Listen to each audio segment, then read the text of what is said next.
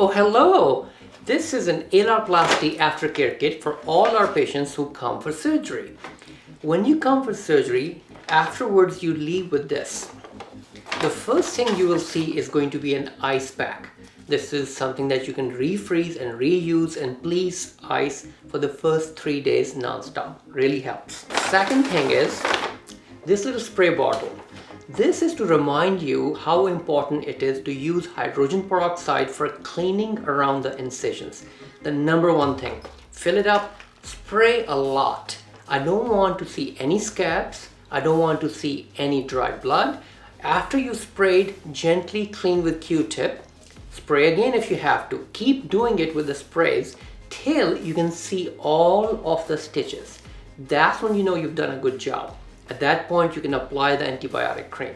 Remember that, please. That's very important. Okay. Next thing. This is cleaning for first 2 weeks.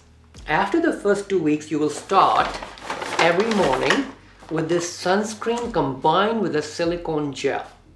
I'm going to have it on the white screen right here, the actual pictures as well, and you'll be able to see it. So this has silicone gel and sunscreen every morning before you leave. Even if it is snowing outside, apply it over on both incisions every day. You have to do it for at least 3 months. At night time when you get home, then you use this one. This is called Skin Success from Palmer's. It has vitamin C, vitamin E, it has retinol, it has some Japanese mushroom extract and niacinamide. All those things combined together really help the healing process. So I want you to use this, and this is after the first 2 weeks, and massage the area either with your finger or with a Q-tip for about 10 minutes. So when you're watching TV, just sit down and massage with it for about 10 minutes using this, and then leave it on and go to bed. Leave it on and go to bed. In the morning, you'll use the sunscreen, the Biocornium sunscreen in the morning. Got it?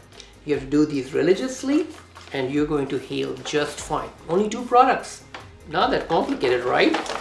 So before I go, I'm going to point this out again, how important it is to keep it clean using a lot of hydrogen peroxide spray. Please. Really a must. I don't want you to be rubbing and breaking the stitches with a Q-tip.